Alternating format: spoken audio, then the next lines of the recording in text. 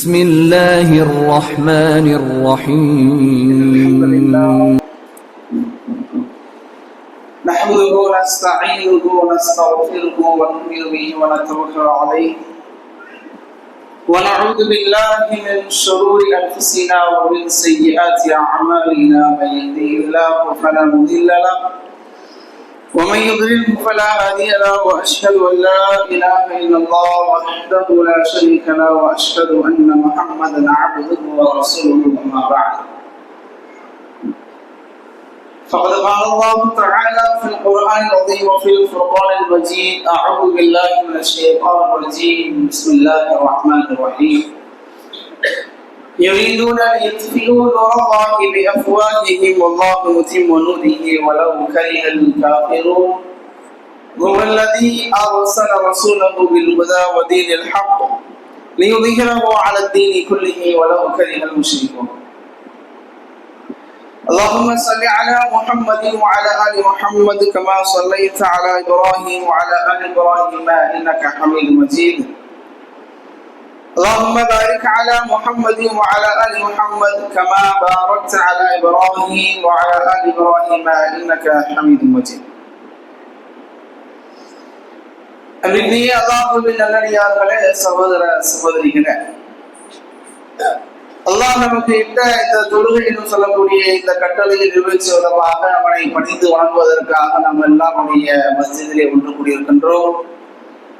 நம்முடைய நல்ல எண்ணங்களையும் செயல்பாடுகளையும் ஏற்றுக்கொண்டதற்கு நிறைந்த கூலியை அல்லாஹ் உண்மையிலும் மறுமையிலும் நமக்கு வாரி தருவானாக. நம்ம எப்படி இந்த தொழுகைக்காக இந்த பள்ளிவாசலில் அல்லாஹ் ஒன்று சேர்த்தால் அதே போன்று நாளை மறுமையில் சோழங்களில் உயர்ந்த சோழமாக இருக்கக்கூடிய ஜன்னத்துல் ஃபிர்தௌஸ் சொல்லக்கூடிய சோழத்திலே இதே போன்ற நாளை மறுமையில் அல்லாஹ் நம்மை ஒன்று சேர்ப்பானாக. நம்மை படைத்து பரிபார்த்து கொண்டிருக்கக்கூடிய எல்லாம் அல்ல அல்லாஹுவை எந்த நேரமும் பயந்து வாழும்படி உங்களையும் என்னையும் கேட்டுக்கொண்டவனாக என்னுடைய உரையை ஆரம்பம் செய்கிறேன்.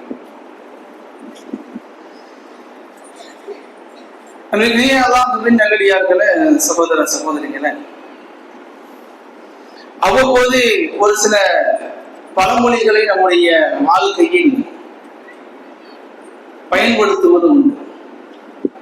ஏதாவது ஒரு பேச்சை எடுத்துக்கொண்டாலும் கூட, ஏதாவது ஒரு விஷயத்தை சொல்ல வேண்டும் என்றால் கூட நமக்கு ஞாபகத்துக்கு வரும் பொழுது ஒரு பழமொழியை அது ஒரு அடுக்கு மொழியை கொண்டு நாம் சில விஷயங்களில் பேசுவது உண்டு. அதே போன்று இன்று இந்த ஜும்ஆவுடைய உரையை ஒரு பழமொழியோடு சேர்த்து ஆரம்பிக்கலாம் என்று நினைக்கிறோம். ஜஸ்ட் மிஸ் என்று சொல்லுவாங்க இல்லையா, நூலிலையில் உயிர் தப்பி விட்டார்கள், கரணம் தப்பினால் மரணம் என்று சொல்வார்கள் இல்லையா. நாம் பேச வந்திருக்கக்கூடிய இந்த தலைப்பு என்பது நாவு தப்பினால் நரகம் என்று சொல்லக்கூடிய ஒரு தலைப்பில் ஒரு சில விஷயங்களை நாம் பார்க்க இருக்கிறோம். இன்றைய காலத்தில் இது அவசியமான தலைப்பா? இது பேசப்பட வேண்டுமா? அப்படி பேசப்பட வேண்டும் என்றால் ஏன் பேசப்பட வேண்டும்?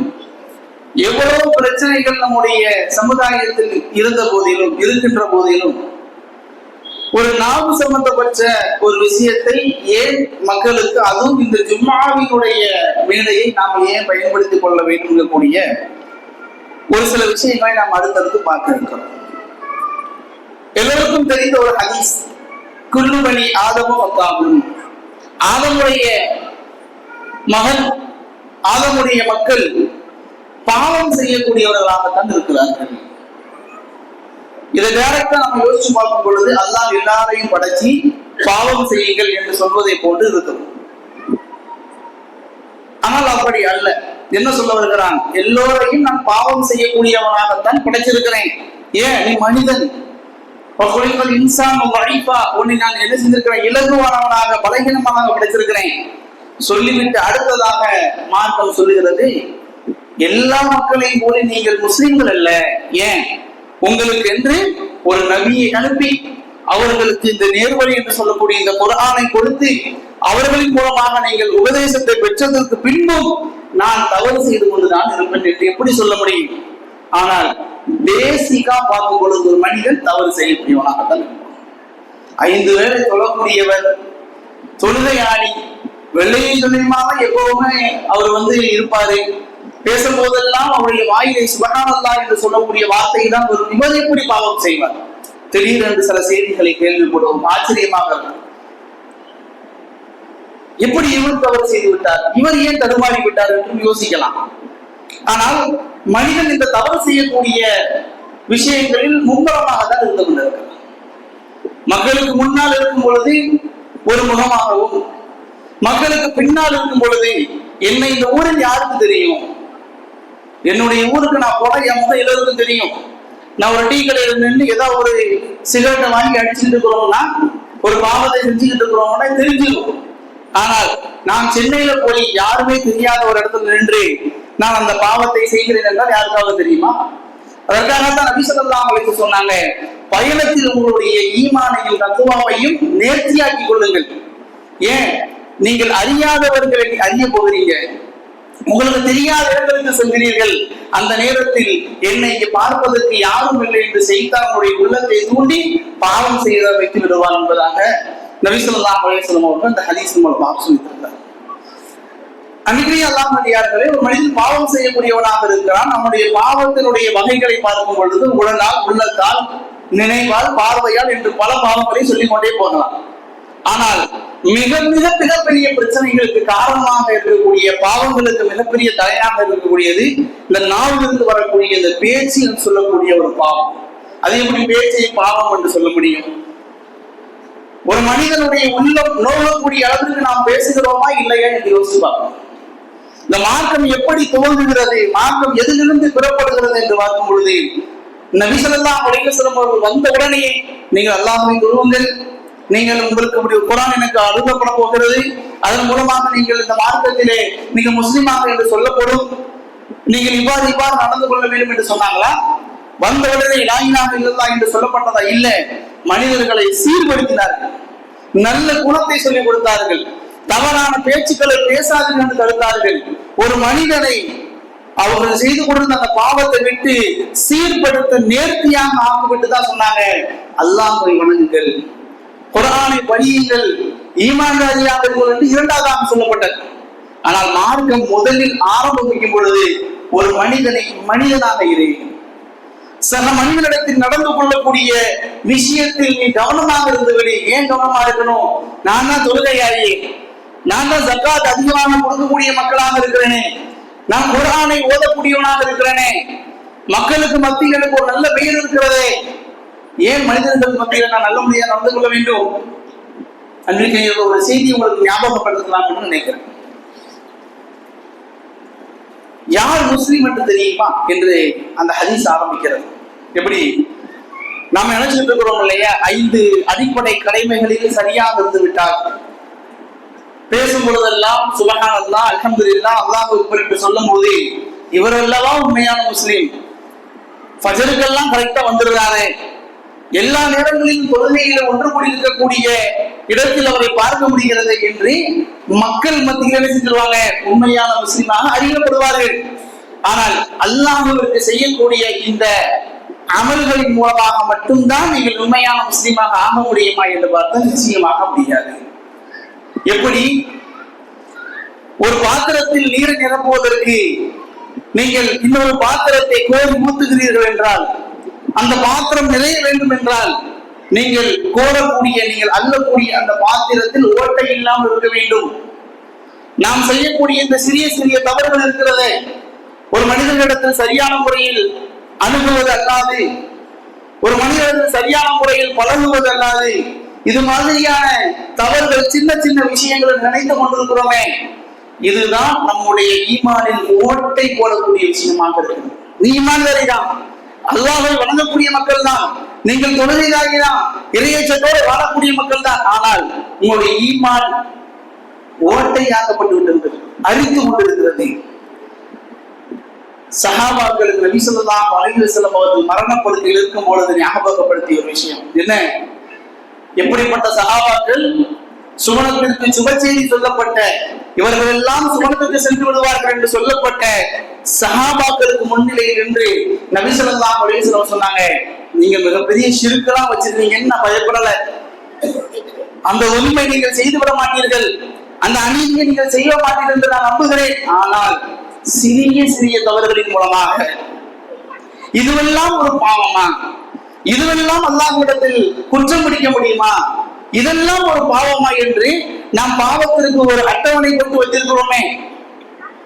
இந்த அட்டவணை கூட அல்லாஹ்விடத்தில் மிகப்பெரிய கோபத்துக்கு உண்டான ஒரு செயலாக மாற்றுவது. எப்படி? ஆரம்பத்தில் சொன்னோமே, நாம நிறைக்கக்கூடிய அந்த கிண்ணம் என்பது, அந்த பாத்திரம் என்பது ஓட்டையாக இருக்குமெனில் நான் நன்மைகளை சேகரித்து வைத்து கொள்ள கொள்ள கொள்ள அந்த ஓட்டை மூலமாக நம்முடைய ஈமான் என்பது ஒழுகி கொண்டு ஓடிக்கொண்டே இருக்கும் என்பதாக நபி ஸல்லல்லாஹு அலைஹி வஸல்லம் அவர்கள் சில செய்திகளின் மூலமாக சொல்லி காட்டினார். அன்றைக்கு அல்லாஹ்வுடையார்களே, இப்பொழுது தலைப்பு என்ன, ஒரு தலைப்பு கீழே என்ன பேச வந்திருக்கிறோம் என்று பார்க்கும் பொழுது, சக மனிதர்களிடத்தில் எவ்வாறு நாம் பேசுகிறோம், எவ்வாறு பழகுகிறோம் என்பதை நாம் கவனமாக இருக்கணும். நாம் பேசக்கூடிய பேச்சு ஒரு மனிதருக்கு அது மகிழ்ச்சி ஊட்டுகிறதா அல்லது அவருக்கு கோபம் உண்டாகிறதா, அவர்களுக்கு அநியாயம் செய்யக்கூடிய அளவில் நம்முடைய பேச்சு அமர்ந்திருக்கிறது என்றால் நாம் மிகவும் கவனமாக இருந்து கொள்ள வேண்டும். நம்முடைய நன்மைகள் அந்த பாவத்தை அழித்து விடும் என்று சில சகோதரர்கள் நினைத்துக் கொண்டிருக்கிறோம். நான் பாவம் செஞ்சுட்டு இருக்கிறேன், தொழுகையின் மூலமாக இந்த பாவம் எனக்கு அழிக்கப்பட்டு விடும். நான் ஈமான்தாரியாக இருக்கிறேன், நான் ஜகாத் கொடுக்கிறேன், நான் சதகா செய்கிறேன், அதன் மூலமாக இந்த பாவங்கள் மன்னிக்கப்பட்டு விடும் என்று நினைச்சு கொண்டிருக்கிறோமே. நபி ஸல்லல்லாஹு அலைஹி வஸல்லம் சொன்னாங்க, நீங்கள் நன்மை என்று சேர்த்து வைத்திருக்கக்கூடிய இந்த அழகிய வெள்ளை பஞ்சு இருக்கிற, வெள்ளை பஞ்சு போல இருக்கக்கூடிய அந்த நன்மைகளில் சிறிய தவறு என்று சொல்லக்கூடிய அந்த தீப்பொறி அதை சாம்பலாக்கி விடுவதாக சொன்னாங்க. நம்ம என்ன நினைச்சிட்டு இருக்கிறோம்? பாவம் செய்யக்கூடியவர்கள் தான், ஏதோ ஒரு பாவம் செஞ்சுக்கிட்டு தான் இருப்போம். ஆனா நம்முடைய தொழுகை அதை அழித்து விடும், நம்முடைய உது அதை அழித்து விடும், நம்முடைய குர்ஆன் ஓதக்கூடிய அந்த நன்மை என்பதை அது அழித்து கொண்டே இருக்கும் என்பதாக நினைச்சுட்டு இருக்கிறோம். அதுவல்ல. அல்லாஹ் அப்படி இருந்தால் ஒரு மனிதனுக்கு தராசு, மீசான் தராசு 2 தட்டுக்களை அமைத்திருக்கவே மாட்டான். ஏன்? நீ நன்மை செஞ்சிட்டு இருக்கும் போது தீமை அழிஞ்சிருக்க, வெறும் ஒரு நன்மையை மட்டும் எல்லாம் கணக்கெடுத்து கொண்டிருக்கலாமே. இல்ல, நீங்க நன்மையோடு சேர்த்து தீமைகளையும் செய்து கொண்டுதான் இருக்கிறோம். எதன் மூலமாக? அதிகமாக நம்முடைய நாவின் மூலமாக. நபி ஸல்லல்லாஹு அலைஹி வஸல்லம் அவர்களிடத்திலே வந்து கேட்கப்பட்டது, நபி ஸல்லல்லாஹு அலைஹி வஸல்லம் அவர்களே, எனக்கு நல்ல விஷயத்தை சொல்லிக் கொடுங்கள், சுவனத்திற்கு செல்லக்கூடிய விஷயத்தை எனக்கு சொல்லிக் கொடுங்கள் என்று சொல்லும் பொழுது நபி ஸல்லல்லாஹு அலைஹி வஸல்லம் அவர்கள் சில பட்டியலை இட்டு கொண்டே வருகிறார்கள். மனிதனிடத்தில் கண்ணியமாக நடந்து கொள், உன்னுடைய தொழுகையை பேணிக்கொள், அனாதைகளை நீ அரவணைத்து வாழ் என்றெல்லாம் சொல்லிக் கொண்டிருக்கிறார்கள். அதையெல்லாம் சரி சரி என்று கேட்டுக் கொண்டிருக்கக்கூடிய சஹாபாக்கள் கடைசியாக நபி ஸல்லல்லாஹு அலைஹி வஸல்லம் சொல்றாங்க, தன்னுடைய எப்படி சொன்னாங்க தெரியுமா? நம்முடைய நாவை பிடித்து சொன்னாங்க. தன்னுடைய நாவை பிடித்து, இந்த நாவை நீ சரியாக பேணி பாதுகாத்துக் கொண்டாய் என்றால் இவையெல்லாம் அல்லாஹ்விடத்தில் நன்மையாக வந்து சேரும் என்பதாக சொன்னார். அல்லாஹ் அறியார்களே, ஒரு குர்ஆன் வசனத்தை உங்களுக்கு ஞாபகப்படுத்தலாம்னு நினைக்கிறேன். 17வது அத்தியாயத்தினுடைய 53வது வசனத்தில் அல்லாஹ் சுப்ஹானஹு வ தஆலா சொல்கிறான், வகுல் இபாதி யகுலு லதி ஹிய அஹ்ஸன் இன்ன ஷைத்தான யன்ஸகு பைனஹும். என்ன நபியே, என்னுடைய அடியார்களிடம், வகுல் இபாதி, என்னுடைய அடியார்களிடம் நீங்கள் சொல்லுங்க. என்ன சொல்லுங்க? அவர்கள் மிக சிறந்த பேச்சை பேச சொல்லுங்கள் என்று அல்லாஹ் முடிக்கல. அடுத்ததாக என்ன சொல்றான் தெரியுமா? அழகிய பேச்சை பேச சொல்லுங்கள். அடுத்ததாக இன்ன ஷைத்தான யன்ஸகு பைனஹும், ஏனென்றால் ஷைத்தான் மனிதர்களிடத்தில் குழப்பம் விளைவிக்கக்கூடியவனாக இருக்கிறார். நம்முடைய குடும்பமாக இருந்தாலும், நம்முடைய வியாபாரத்துடைய பந்தமாக இருந்தாலும், நம்முடைய நட்பு வட்டாரங்களாக இருந்தாலும், நம்ம என்ன அவர்களிடத்திலிருந்து விலகி செல்லும் பொழுது நம்முடைய நட்பு விரிசல் ஏற்படும் பொழுது என்ன யாராலும் ஒரு தூரம் அடிச்சு கொண்டிருப்போமா? அப்படி அல்ல. சுருக்கென்று பேசக்கூடிய ஒரு வார்த்தை, நீ எல்லாம் உன்னை பத்தி எனக்கு தெரியாதா அப்படின்னு பேசக்கூடிய சாதாரணமா சொல்லிட்டு போயிருவோம். மக்கள் மத்தியில உன்னை பத்தி எனக்கு தெரியாதா, நீ எவ்வளவு பெரிய அயோக்கியம் எனக்கு தெரியாதா என்று சிரிப்பாக நகைச்சுவையாக சொல்லிவிட்டு கடந்து விடுவோம். இன்னும் நகைச்சுவையை பற்றி பேச வேண்டும் என்றால் சில டீ கடைகளில், சில மசூராக்களில் ஏதோ ஒரு கூட்டமாக சேரும் பொழுது நகைச்சுவையாக பேசுவது என்றுதான் நமக்கு பிடிக்குமே. அதை என்ன செஞ்சிருவாங்க? நகைச்சுவையில் பல பாவங்களை நம்ம செய்து கொண்டே இருக்கிறோம். உதாரணத்துக்கு நகைச்சுவையை பரப்பலாக எப்படி நம்ம பார்க்கிறோம் அப்படின்னா, ஒருவரை மட்டம் தட்டி அதன் மூலமாக சிரித்து விடுறது. பணத்தின் ரீதியாக, அழகின் ரீதியாக, ஆடையின் ரீதியாக, வாகனத்தினுடைய தரத்தின் ரீதியாக ஒருவரை மட்டம் தட்டி கொண்டு மற்றவர்கள் செஞ்சுவாங்க, சிரித்து கொண்டே இருப்பார்கள். சபையின் காரணமாக யார் மட்டம் தட்டப்படுகிறார்களோ அவர் சிரித்து கொண்டே கடந்து செல்வார். அநீத விளைக்கப்பட்டவனுடைய துஆவை நீங்கள் பயந்து கொள்ளுங்கள் என்று நபி ஸல்லல்லாஹு அலைஹி வஸல்லம் ஏன் சொல்லணும்? இந்த உலகத்தை கட்டி காத்து கொண்டிருக்கக்கூடிய, எப்பொழுது மழை பெய்ய வேண்டும் அல்லது எப்பொழுது வெயிலடிக்க வேண்டும், இந்த உலகம் எவ்வாறு செயல்பட வேண்டும், இந்த உலகத்தை படைத்து பரிபாலித்து கொண்டிருக்கக்கூடிய அல்லாஹ் இந்த விஷயத்திலிருந்து கொஞ்சம் பின்வாங்குகிறான்.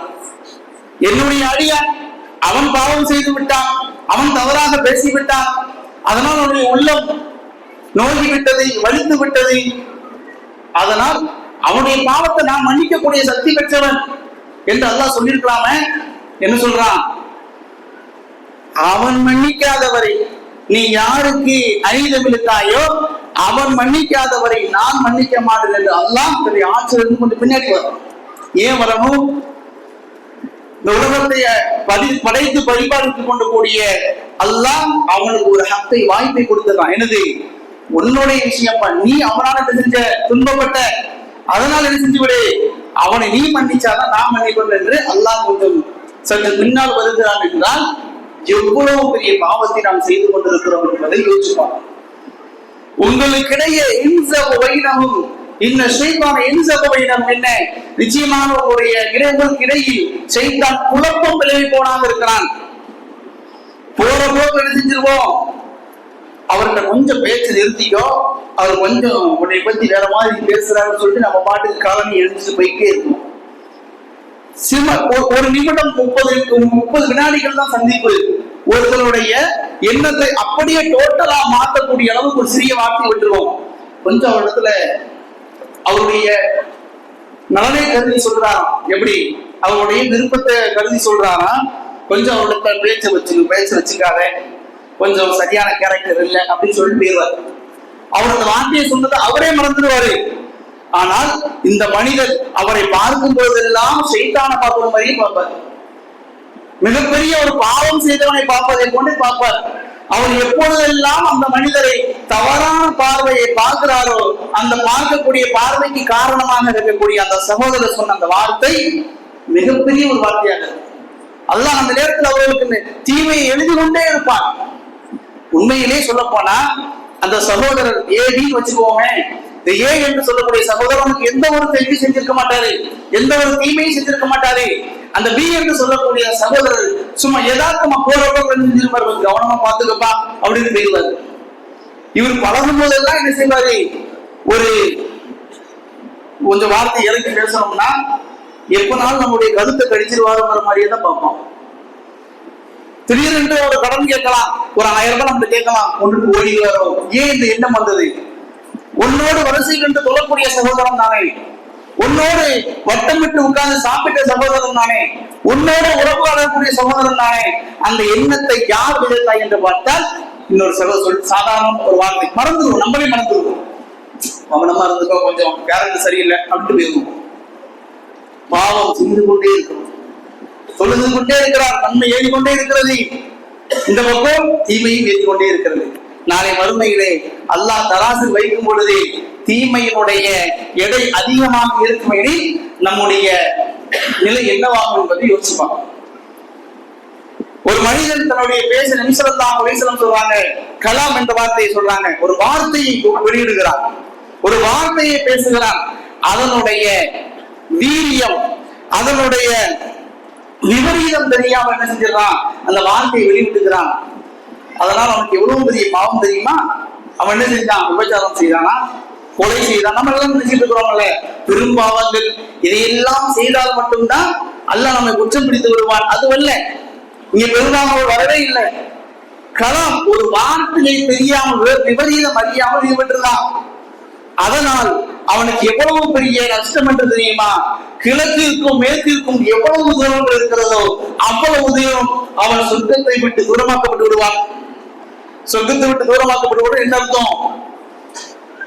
ஒண்ணு சொர்க்கத்தில் இருக்கணும், அல்லது கபர்ல இருக்கணும், அல்லது என்ன செஞ்சிருவோம், நரகத்துல இருக்கணும்.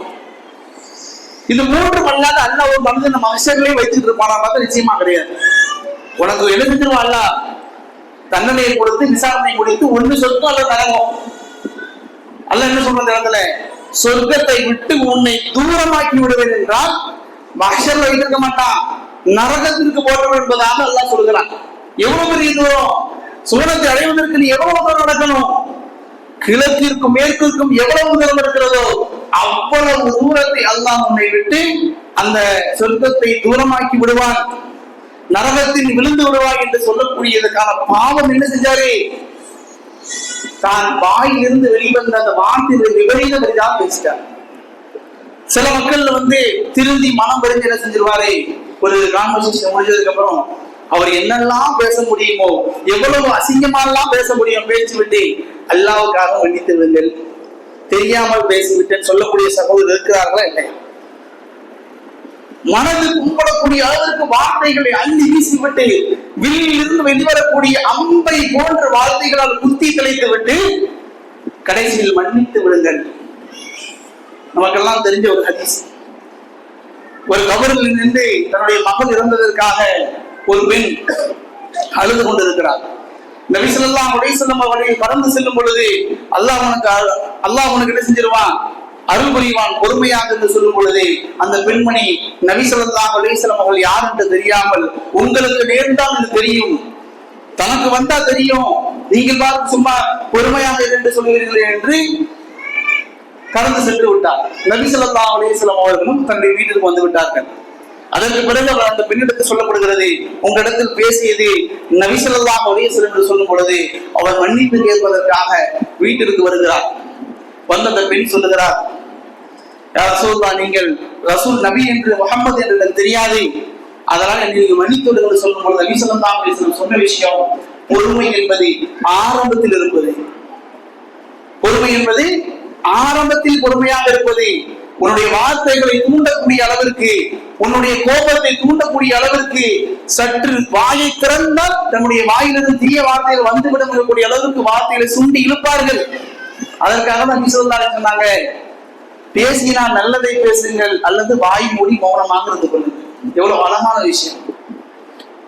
அதை எதோடு சேர்த்து சொல்றாங்க, மை யுமினு பில்லாஹி வல் யௌமில் ஆகிர், யார் அல்லாஹ்வையும் மறுமை நாளில் ஈமான் கொண்டிருக்கிறார்களோ, யார் நமக்கு தான் முஸ்லிம்களோட சொல்றாங்க, ஈமான் வரிகள் தான் சொல்றாங்க, யார் ஈமான் கொண்டிருக்கிறார்களோ அல்லாஹ்வையும் மறுமை நாளையும்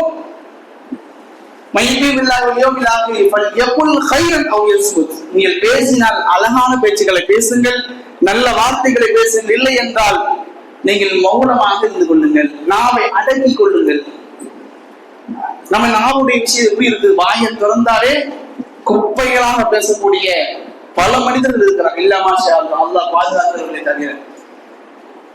எண்ணம் என்ன, தொழுகையாளி, நான் முஸ்லீம், நான் மனிதர்களுக்கு நல்ல விதத்தில் உதவி கொண்டிருக்கிறேன், ஆனால் ஒரு பக்கம் நான் பாவம் செஞ்சுக்கிட்டே இருக்கிறேன். எதன் மூலமாக, கைகளின் கால்களின் மூலமாக இல்ல, கண்களின் மூலமாக இல்ல, சாதாரணம் என்று நாம் நினைத்துக் கொண்டிருக்கக்கூடிய இந்த நாவினால் மிகப்பெரிய ஒரு அநீதத்தை நாம் திரும்ப திரும்ப திரும்ப செய்து கொண்டே இருக்கிறோம். அல்லாஹ் சொல்றாங்க, மன் சலிமல் முஸ்லிமூன பில் லிசானிஹி வ யதிஹி, என்ன, தன்னுடைய நாவினாலும் கரத்தினாலும் பிறருக்கு தொந்தரவு தராமல் இருக்கிறானே அவன் தான் உண்மையான முஸ்லிம். எல்லா வார்த்தைகளையும் பாருங்க, எந்த ஒரு அடிப்படை விஷயங்கள் இல்லாமல், மிகப்பெரிய அமல்கள் இல்லாத இந்த சாதாரண விஷயத்தை அல்லாஹ் எதோடு சேர்க்காத விஷயமா நம்ம நினைச்சிருக்கோம். சாதாரண விஷயமா இந்த அண்டை வீட்டுக்காரோட பழங்குவது, சதக்கா செய்வது, இந்த மாதிரியான சின்ன சின்ன விஷயம் இருக்கு இல்லையா, அதை எதோடு அல்லாஹ் சேர்க்கிறான், மன் சலிமல் முஸ்லிம். நீங்க எல்லாம் யார் தெரியுமா, உண்மையான முஸ்லிம் யார் தெரியுமா, இந்த நல்ல கருத்தை செய்வர்கள், இந்த நற்குணத்தோடு இருப்பவர்.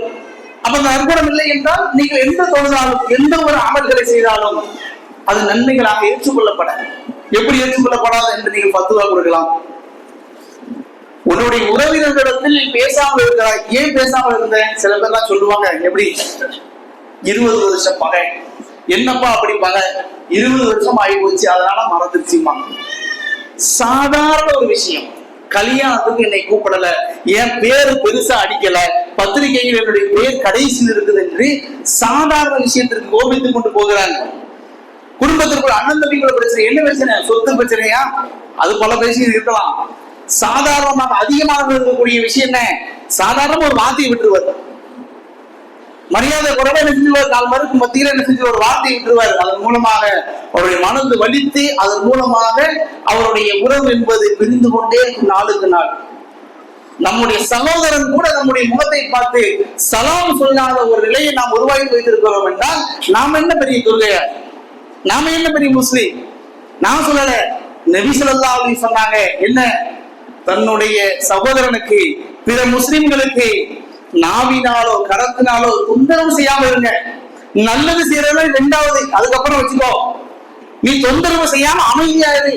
பேசுனா நல்லதை பேசி, வாயை மூடிக்கிட்டு இருக்கிறதான் மார்க்கம் சொல்கிறது. நம்ம என்ன செஞ்சிடறோம், நான் நல்லதற்காகத்தான் சொன்னேன், ஆனா அவர் அப்படி எடுத்துக்கிட்டாரு. நடக்கல இல்லையா? நான் அவர் நல்லதுக்கு தான் சொன்னேன், அவர்கிட்ட கொஞ்சம் கவனமா இருந்துக்கப்பான்னு. அப்படிதான் நடக்குது. இதுக்கு முன்னாடி சொன்னமே, நான் நல்லதுக்கு தான் சொன்னேன், அவர் நாளைக்கு எல்லாம். எவ்வளவு பெரிய கேவலமான விஷயம் செஞ்சுக்கிட்டு இருக்கிறோம். 10 வருடங்கள் 15 வருடத்துக்கு முன்னதாக ஒரு சகோதரர் ஒரு பாவம் செஞ்சிருக்கலாம், ஒரு மானக்கிழான பாவமே செய்திருக்கலாம். அவர் இரவில் நின்று அல்லாஹ்விடத்தில் வணங்கி கண்ணீர் சிந்து அல்லாஹ்விடத்தில் பாவ மன்னிப்பு செய்து அல்லாஹ் மன்னிச்சிருப்பான். நாம என்ன செஞ்சுட்டு இருப்போம், அவரை பத்தியே பேசிக்கிட்டு இருப்போம். 10 வருஷம் 15 வருஷம் 20 வருஷத்துக்கு முன்னாடி நடந்த ஒரு பாவத்தை என்னமோ இவர் நல்லவர் மாதிரியும் அவர் பாவம் செய்தவரை போன்றும். உதாரணத்துக்கு ஃபார்முலாவை சொல்ல போனா, வெளியே தெரிஞ்சிருச்சுன்னா அவன் கெட்டவனா ஆகி விடுகிறான். பாவம் வெளியே தெரியலையா நல்லவனாக இருந்து கொண்டிருக்கிறார். மார் மீது கை வைத்து சொல்ல முடியுமா நான் பாவம் செய்யாத மனிதன்? அப்படியே சொன்னாலும் அது பொய். ஏன்? குல்லுமணி ஆதமும் ரத்தாகும், குல்லுமணி ஆதமும் ரத்தாகும். நீங்கள் பொய் எவ்வளவுதான் நான் நல்லவன் சொன்னாலும் அது ஏற்றுக்கொள்ளப்படாது. ஏன்? நபி ஸல்லல்லாஹு அலைஹி வஸல்லம் சொல்லிவிட்டார்கள், நீங்கள் பாவம் செய்யக்கூடியவர்கள். ஆனால் ஏதோ ஒரு மனிதனுடைய பாவம் வெளியே மக்கள் மத்திய தெரிஞ்சு விட்டோம்னா அவரே கொஞ்சம் கவனமா இரு, அவர் அப்படி செஞ்சிருவாரு, அவர் பணத்தை விட்டு ஏமாத்திடுவாரு என்று மக்கள் மத்திய அவருடைய பாவத்தை வெளியே சொல்லி நம்ம பாவத்தை சம்பாதிச்சு கொண்டு இருக்கிறோம். ஆக அன்பிற்கினி அல்லாஹ் நடிகார்களே, நம்முடைய இந்த பாவம் செய்யக்கூடிய இந்த நாவை நபி ஸல்லல்லாஹு அலைஹி வஸல்லம் சொன்னதை போன்று நீங்கள் அடக்கிக் கொள்ளுங்கள். வார்த்தை வரதான் செய்யும். வெளியே வார்த்தைகள் புட்டிக்கிட்டு வலிக்கிட்டு வரக்கூடிய அளவிற்கு வார்த்தை கோபம் வரத்தான் செய்யும். சில மக்கள் அறிவில்லாமல் படத்தில் பேசத்தான் செய்வார்கள். ஒரு வார்த்தையை சொல்லிடுவோமே நம்ம மனசு ஆறுதலா இருக்கும். நம்ம சில பேர் சொல்லுவாங்க இல்லையா, எப்படி பேசுறாரு, நானும் நல்லா வச்சு பேசி விட்டேன், இப்பதான் நிம்மதியா இருக்கு. சொல்ல மக்கள் இருக்கிறாங்களா இல்லையா? அல்லாஹ் என்ன சொல்றான், பொறுமையாக நாவை அடக்கிக்கொள். அது பெருமையா வர சொல்றது. சில பேர் எப்படி, நான் கொஞ்சம் டென்ஷன் பார்ட்டி, கொஞ்சம் கோபம் வந்துச்சுன்னா வாயிலிருந்து வார்த்தைகள் வந்துடும், அது பெருமை. எப்படி, நான் பாவம் செய்து விடுவேன் என்று சொல்லக்கூடிய அந்த பாவத்தை பெருமையாக சொல்கிறார். நான் கொஞ்சம் டென்ஷன், நான் கொஞ்சம் டென்ஷன் பார்ட்டி, கொஞ்சம் வாயிலிருந்து வார்த்தை வந்துடும், கட்டத்துக்கு கொஞ்சம் தள்ளி இருந்துக்கங்க அப்படின்னா எவ்வளவு பெரிய கேவலம். இன்னல்லாஹ மஅ ஸாபிரீன், எல்லா விஷயத்திலையும் சாபிரீனா இருக்கணும். அல்லாஹ் நமக்கு சோதனைகள் தருகிறான், அதை மட்டும் விட்டு நம்ம பாவம் நம்ம பொறுமையாளியாக இருப்பது அல்ல. மனிதர்களுக்கும் சோதனை வரலாம், நம்முடைய வாயிலிருந்து வார்த்தைகளை பிரிக்கக்கூடிய அளவுக்கு சோதனைகள் வரலாம். அந்த நேரத்தில் என்ன செஞ்சிருவது, வாயில வார்த்தைகள்லாம் விட்டுட்டு கடைசியில போய் இல்ல மன்னிச்சுக்கங்க நான் பொறுமையாக இருக்கிறேன். எவ்வளவு பெரிய பாவத்தை செஞ்சுக்கிட்டே இருக்கிறோம். எல்லாம் சொல்லுவாங்க, படிச்சிருப்போம் ஸ்கூல்ல திருக்குறள், தீயினால் சுட்டப்புண் உள்ளாரும் ஆறாது நாவினால் சுட்டவடு. ஒரு மனிதனை அடித்து விட்டால் கூட, அவனுக்கு காயம் ஏற்படக்கூடிய அளவுக்கு அடித்து விட்டால் கூட நாட்கள் கடக்க கடக்க கடக்க அதை மறந்து விடுவான் மனுஷன். ஏதோ இதெல்லாம் அடிச்சிருப்பாரு, நாள் கடக்க கடக்க ஒரு துன்பமாக இருந்தாலும் இன்பமாக இருந்தாலும் அதனுடைய நாள் கடக்க கடக்க அந்த துன்பத்தினுடைய அடர்த்தி குறைஞ்சு கொண்டே இருக்கும். யாரும் நமக்கு நெருக்கமானவர்கள் இறந்து விட்டார்கள், என்ன செய்வோம், 3 நாள் ஒரு மாதிரி மனசு கனமா இருக்கும். 4வது நாள் 5வது நாள் 6வது நாள் 7வது நாள் ஆகும் பொழுது அதனுடைய துன்பத்தினுடைய அடர்த்தி அப்படியே குறைச்சிக்கிட்டே இருக்கும். மனிதன் அப்படித்தான் படைக்கப்பட்டிருக்கிறான். ஆனால் நாவினால் சுட்டவடு, ஒரு மனிதனை அடித்ததை விட சுருக்கென்ற ஒரு வார்த்தையை அவர்களிடத்தில் நாம் அவர் செய்யாதது ஒன்று சொல்லிவிட்டால் அல்லது அவர் செய்திருந்தாலும் கூட மக்கள் மத்தியில் அதை வெளியிட்டு விட்டால், அவருக்கு மனிதர்கள் மூலமாக வடு ஏற்பட்டு விட்டால், அவர் மரணிக்கும் வரையே மரணித்து விட்டதற்கு பிறகும் கூட அவர் உள்ளத்தில் இந்த வடு வராமல், எப்படி மரணித்து விட்டாலும் கூட வராது. உலகத்திற்கு நமக்கு துண்டிக்கப்பட்டு விட்டதே, மரணித்ததுக்கு பிறகு எப்படி அது வடு இருக்கும்? கேட்கலாம் கேள்வி. நபி ஸல்லல்லாஹு அலைஹி வஸல்லம் சொல்றாங்க, நஷ்டவாளி யாருன்னு தெரியுமா? நஷ்டவாளி யாரும் தெரியுமா? கேட்கும் சகாபா ஒண்ணுன்னா சொல்றாங்க, பணம் இல்லாதவன் அனாதை என்று ஒன்னெல்லாம் சொல்லிட்டு இருக்கிறாங்க. அதுவல்ல. நாளை சுருக்கமாக சொல்கிறேன், நாளை மறுமை ஒரு மனிதன் சுவனத்துக்கு செல்ல சில அடிகள் இருக்கும் பொழுது, தயாராக இருக்கும் பொழுது அவனிடத்தில் சொல்லப்படும், எனக்கு இவ்வாறு இவன் செய்தான், இவ்வாறு என்னை கோடு பேசினான், இவ்வாறு என்னை புறம் பேசினான், இவ்வாறு இவ்வாறு செய்தான் என்று சொல்லக்கூடிய அனைத்து பாவங்களும் தன்னுடைய நாவிலிருந்து வரக்கூடிய மஹ்ஷர் மைதானத்தில் வரக்கூடிய உயிரோடு வந்து நிற்பானா? மரணித்து விட்டு நாளை மறுமையில் மஹ்ஷர் மைதானத்தில் நிற்கக்கூடிய அந்த மனிதன் என்ன செஞ்சிருப்பான்? உலகத்தில் நடந்த ஒரு விஷயம், உலகத்தில் பேசின அந்த வார்த்தையின் மூலமாக இவனை சொர்க்கத்துக்கு விடாத, என் தீமையை கொண்டு அவனுக்கு கூட அல்லாஹ் இடத்துல அவன் சொல்லுவான். அல்லது அவனுடைய நன்மை எல்லாம் எனக்கு கூட நான் சொர்க்கத்துக்கு போறேன்னு சொல்லுவான். என்ன விஷயம்? என்ன செய்ய? கொலை செஞ்சானா? திருடி விட்டானா? அடித்து விட்டானா? இல்ல, சாதாரண ஒரு வார்த்தை, நாம சமைச்சிருக்கக்கூடிய சாதாரணம் என்று சொல்லக்கூடிய அந்த வார்த்தையை சுருக்கென்று பேசி மதமாக அல்லாஹ் மானக்கேடான விஷயத்தை செய்து விட்டான், அதற்கான என்னுடைய தீமையை எடுத்து கொடுத்த உடைய நன்மை எடுத்தான் என்று அல்லாஹ் இடத்துல கடைசியில் சொல்லி சுவனத்துக்கு செல்லக்கூடிய அந்த மனிதன் கடைசி நரகத்துக்கு செல்லக்கூடிய ஹதீஸ் நாம் படிச்சிருக்கோம், சுருக்கமாக சொல்லியிருக்கோம். என்ன, காலம் கடந்த பின்னரும் நாம் மரணித்திற்கு பின்னரும் கூட நாம் சில மக்களுக்கு பேசிய அந்த வார்த்தை என்பது நம்மளுடைய சுவனத்திற்கு வேட்டு வைக்கக்கூடிய விஷயமாக ஆகிக்கொண்டே இருக்கும் என்பதை நம்முடைய கவனத்தில் கொள்ள வேண்டும். ஆனால் வீட்டிலேயே அல்லாஹ்வுடையார்களை வரக்கூடிய காலகட்டத்தில் பல்வேறு மனிதர்களை நாம் சந்திக்கிறோம். ஒரு தொழிலாக இருந்தாலும், குடும்பமாக இருந்தாலும், எந்த ஒரு விஷயமாக இருந்தாலும் பல மனிதர்களை சந்திருக்கிறோம். பல மனிதர்கள் பலவிதமாக பேசக்கூடிய மக்களாக இருப்பாங்க. நபி ஸல்லல்லாஹு அலைஹி வஸல்லம் சொன்ன ஒரே ஒரு ஹதீஸை மட்டும் நம்முடைய உள்ளத்தில் வைத்துக் கொண்டு நாம் செயல்பட்டோம் என்றால் நம்முடைய வாயிலிருந்து எந்த ஒரு தீமையான வார்த்தைகள் வராது. என்ன ஹதீஸை? பேசினால் நல்லதை பேசுங்கள், அல்லது நீங்கள் ஊமையாக இருந்து விடுங்கள், வாய் மூடி மௌனமாக இருந்து விடுங்கள் சொல்லிய இந்த ஹதீஸை எவ்வப்போது நம்முடைய உள்ளத்தில் வைத்துக் கொண்டு இருக்கக்கூடிய நல்ல பாக்கியத்தை அல்லாஹ் சுப்ஹானஹு வ தஆலா அனைவருக்கும் புரிவானாக. அஸ்ஸலாமு அலைக்கும் வரஹ்மத்துல்லாஹி வபரகாத்துஹு.